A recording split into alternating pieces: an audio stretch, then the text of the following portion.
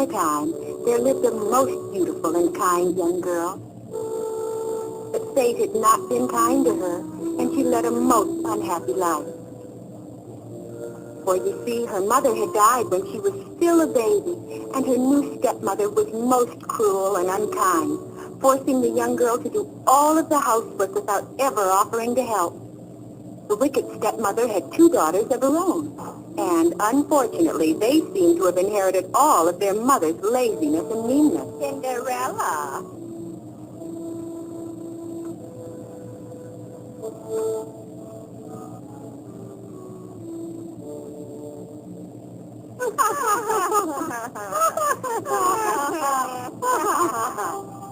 Every evening when she had finished cleaning up after her stepfamily all day, she would go into the kitchen and sit by the fireplace.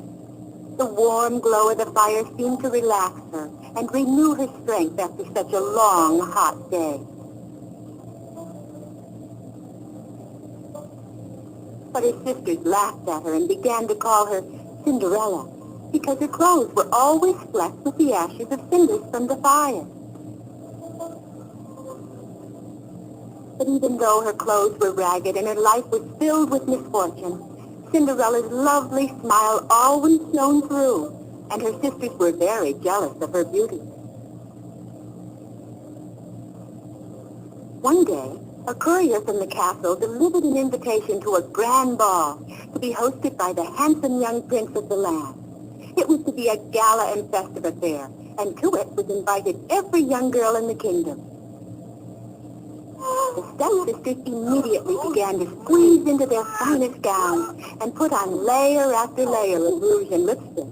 After all, there was always the chance that they might catch the young prince's eye, and if they were really lucky, he might even propose. But to poor Cinderella, the ball only meant more work on top of her already tiring daily chores. Why, her sisters couldn't possibly get ready without her help. Cinderella wanted to go to the ball, but what would she wear? She didn't have a single gown that wasn't torn or singed by the cinders, and her selfish sisters would never let her borrow one of theirs.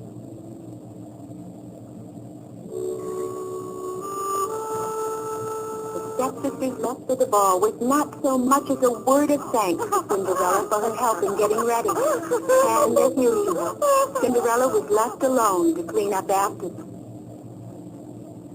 Oh, look at that mess! How could her sisters be so cruel and inconsiderate? Just once, Cinderella wanted to dress up and go to a party, to dance and have a good time like all the other girls her age. How could her sisters be so cruel and inconsiderate?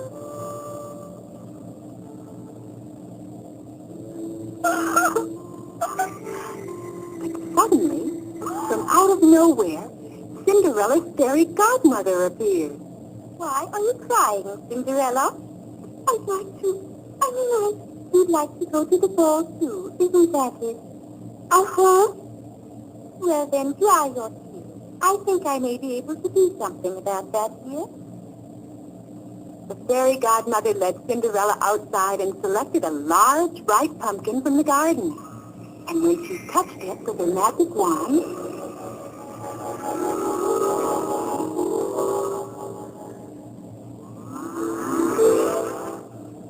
why, it's a carriage. Next, the fairy godmother opened the mousetrap, and one by one, there's one, there's two, there's three, there's four, there's five, and here's six. And this plump little fellow would make a perfect coachman for you, my dear. Here you go.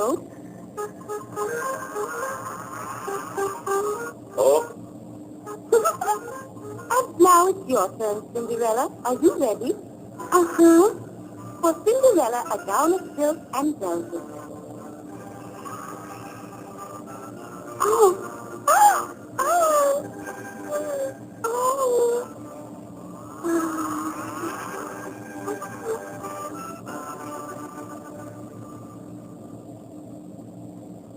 But Cinderella, just one word of warning.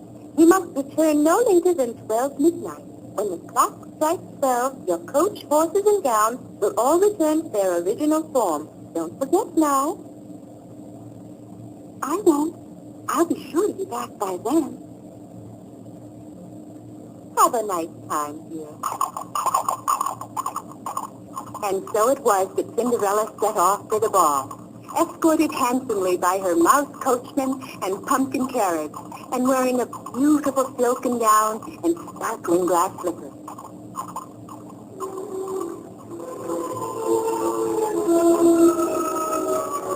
The loveliest girls in the kingdom were at the ball, and they were all dressed in their finest gowns, and each one in turn had a chance to dance and talk with the handsome prince. But still his heart was heavy, because he was unable to find the right girl to make his bride. And then, Cinderella had arrived at the ball. Oh!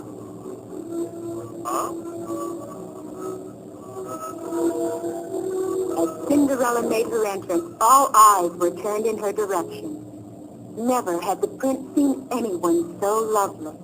Who was she? Where had she come from? No one seemed to know.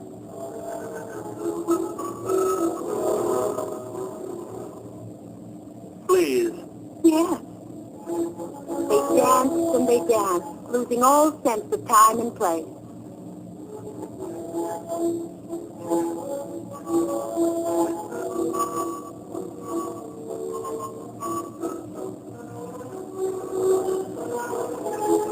It was as if they were alone, forgetting about all the others at the ball. It seemed they would dance forever.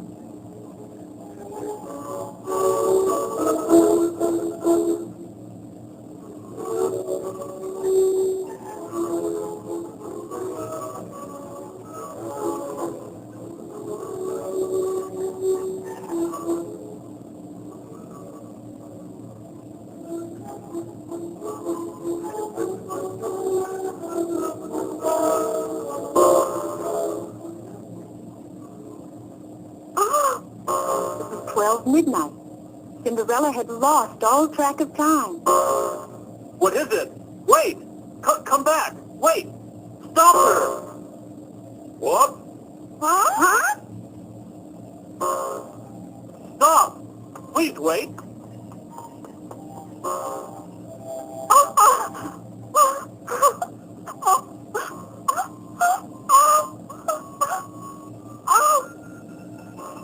Cinderella had to get out of the castle before her gown turned once more to rags.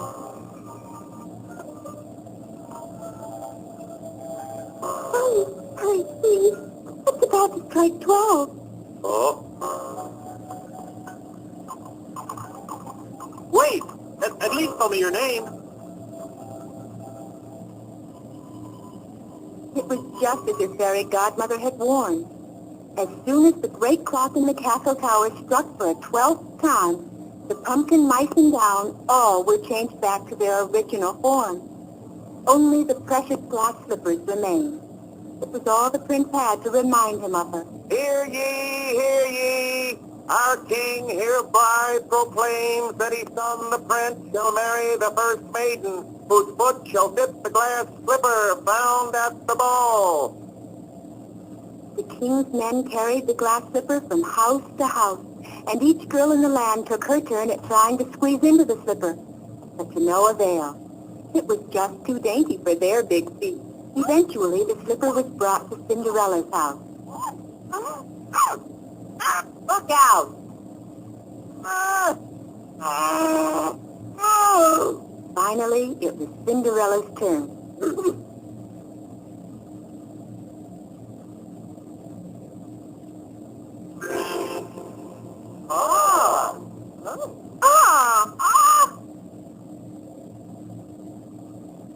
There was no doubt about it. Cinderella was the girl from the ball. Cinderella was then taken directly to the castle.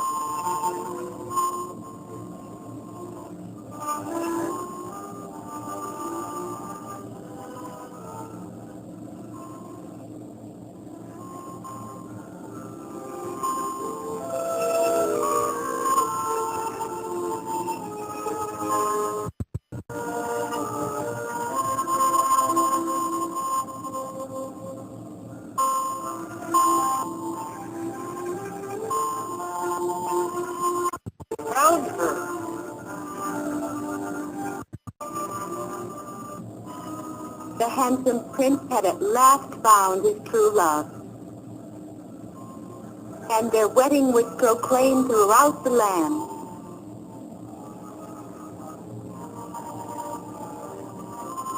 Cinderella became a kind and generous princess, and they lived happily ever after.